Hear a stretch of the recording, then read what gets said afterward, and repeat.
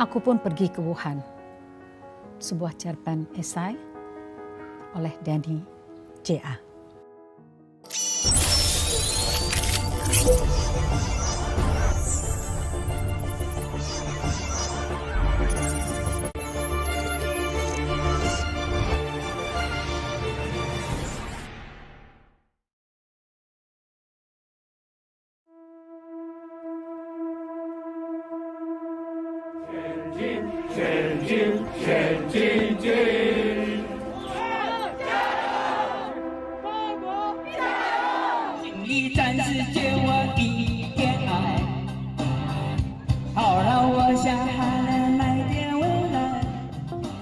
Dunia geger gara-gara kasus wabah pneumonia akibat virus corona misterius asal Wuhan, Tiongkok. Semua negara waspada, termasuk Indonesia. Good evening, and we are back from Washington tonight, and we'll get to the impeachment trial in just a moment. But we begin tonight with the growing concern as the toll from that deadly coronavirus now grows, spreading from Wuhan, China, and tonight that first case here in the U.S. Rumah sakit itu cukup megah, tegak perkasa. Usianya sekitar 140 tahun. Ketika didirikan di tahun 1880, ia bernama Central Hospital of Wuhan. Kemudian di tahun 1893 berganti nama menjadi Catholic Hospital.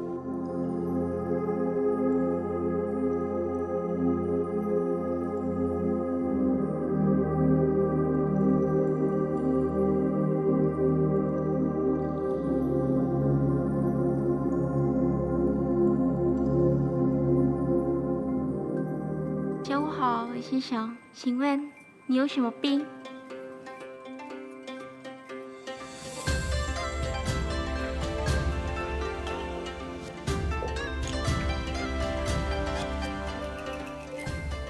？Yakin bang? Bismillah aja deh. Kita udah sampai di sini.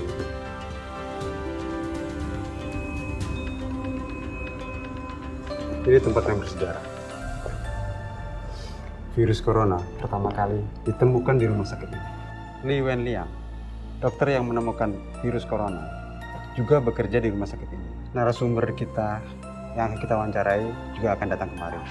Tapi kita sudah terlindungi kan, Bang? Iya. Bentar, Bang. Ia kembali menyemprot sekujur bajunya dengan disinfektan, juga menyemprot bajuku.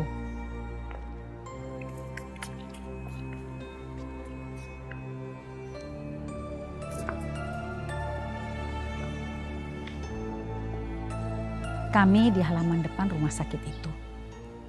Ketika mulai masuk ke lobi, Didi kembali bergumam. Ayo kita jalan. Bang, bulu kuduku berdiri, Bang.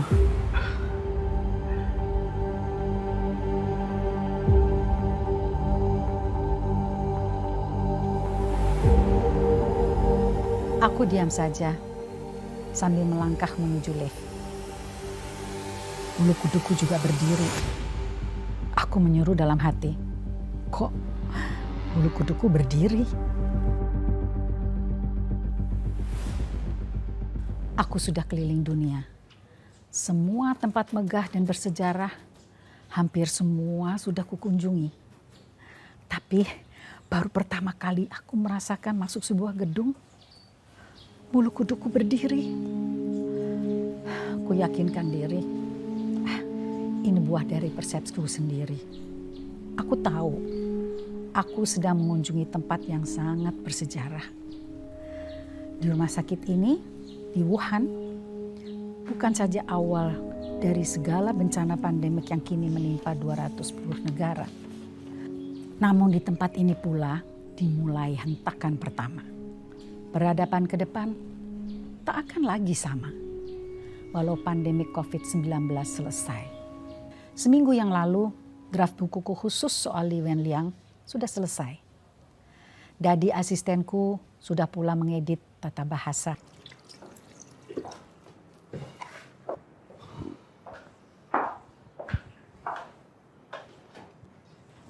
Gimana Dadi?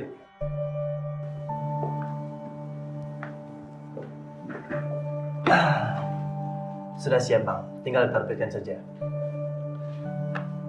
Jadi, COVID-19 itu adalah peristiwa peradaban dalam sejarah kehidupan manusia. Ya hanya beberapa kali saja manusia itu merasakannya. Buku yang akan saya tulis harus masterpiece. Peristiwa yang sangat besar harus pula direkam oleh sebuah karya yang sangat besar. Mustahil kan kalau kita lahirkan karya agung, tapi semua sumbernya hanya sekunder. Contohnya dari Google aja. Lantas bagaimana Bang? Kita harus pergi ke Wuhan. Kita harus rasakan sendiri aura kota itu.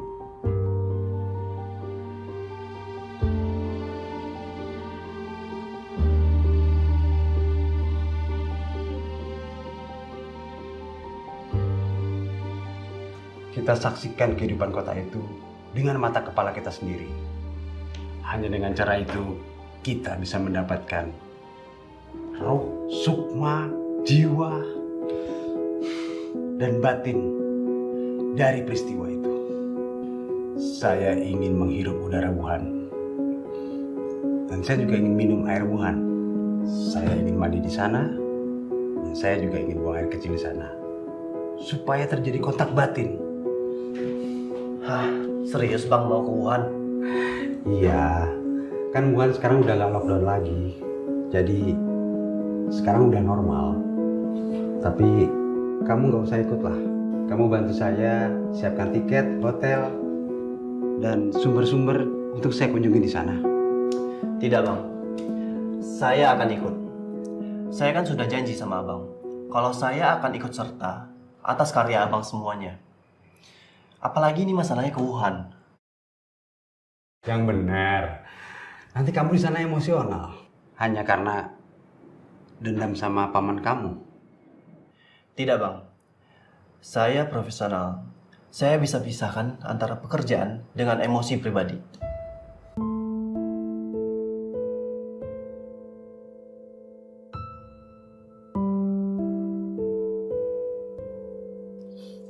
Kami pun menyusun tempat di Wuhan yang akan kami kunjungi. Di samping Central Hospital of Wuhan, akan kami kunjungi pula Central China Normal University.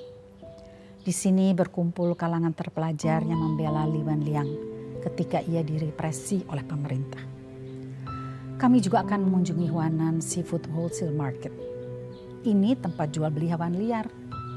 Di tempat ini, virus corona diduga berasal. Entah dari kelelawar atau terenggiling. Lalu virus itu melompat ke tubuh manusia.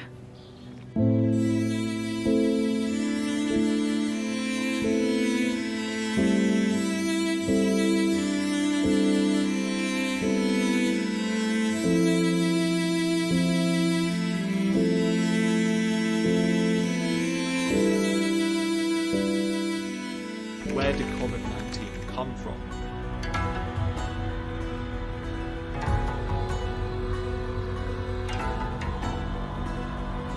These markets sell exotic and wild animals in open-air environments and are particularly popular in China, where the food is seen as cheaper, fresher, and may even contain special healing benefits, where animals are stored in close proximity with little sanitation or health procedures. Ebola likely came from bats, swine flu from pigs, bird flu from birds, and the SARS virus from 2003 also came from animals.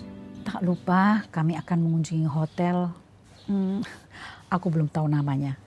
Di hotel itu, Lin Wenliang mengasingkan diri. Ia tak ingin virus corona yang ia derita menular pada istri dan anaknya. Apalagi saat itu istrinya hamil 2 bulan. Jangan lupa, Dik, abangmu ini sangat suka taman. Cari taman paling bagus di Wuhan. Hari terakhir kita duduk di sana. Kita ambil intisari semua hasil wawancara.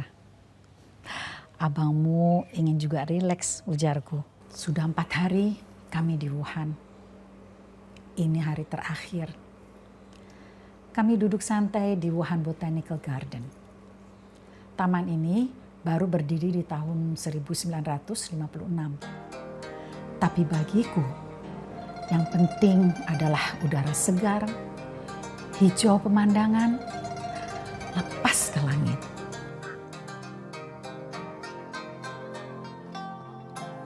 Kira-kira apa pesan utama yang akan kita tuliskan tentang Li Wenliang? Sesuai keahlian abang lah. Kan abang dokter PhD di bidang public policy. Pastinya di sisi policy kita bakal ambil sebagai headline. Kan Li Wenliang adalah dokter pertama yang menemukan virus ini. Bukannya diberi penghargaan, tetapi pemerintah setempat malah membungkamnya, menuduhnya penyebar kebohongan.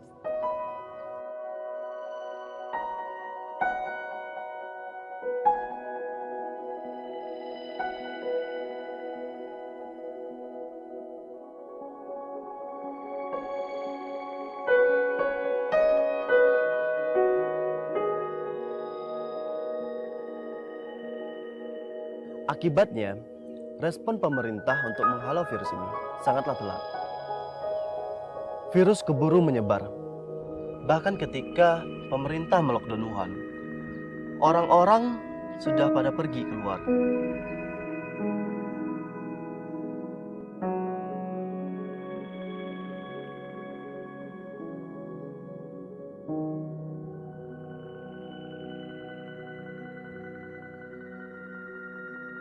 Kebijakan yang buruk dari pemerintah yang otoriter menyebabkan 2 juta populasi di dunia harus terkena dampak virusnya.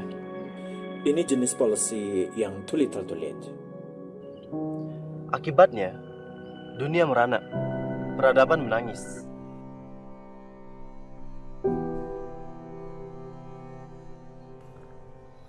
Ini poin bagus, Bang, untuk pembelajaran negara lain.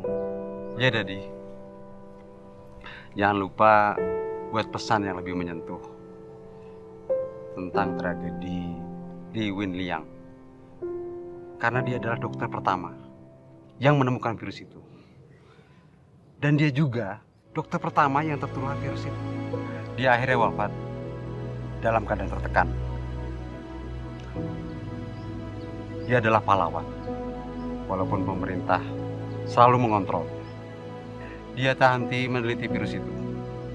Dan dia tak henti juga untuk mengobati pasiennya. Dia mati dalam tugas. Tapi Dadi, sebelum saya datang ke Wuhan ini, saya memang niatkan untuk menulis buku non-fiksi public policy. Tapi setelah saya sampai di sini, saya melihat banyak drama, tragedi dan ironi yang saya menyaksikan sendiri. Saya ingin drama itu tergambar dalam karya saya. Tapi kalau dalam buku non-fiksi public policy tak bisa menampungnya. Saya putuskan saya menulis karya saya dalam bentuk novel. Hah? Abang mau bikin novel? Tak jadi buku public policy. Iya, saya akan buat dalam novel saja.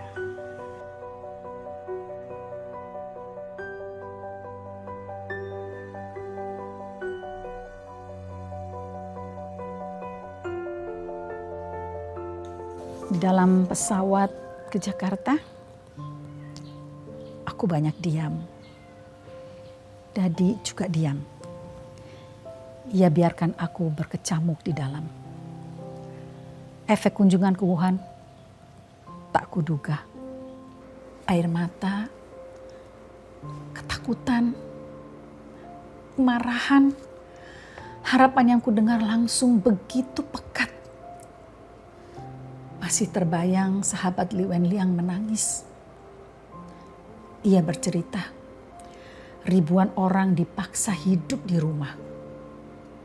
Bahkan ada yang pintunya diblok dari luar agar mereka tak bisa keluar.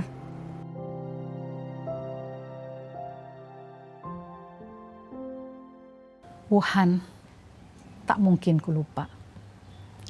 Ia pun mengubahku menjadi penulis novel.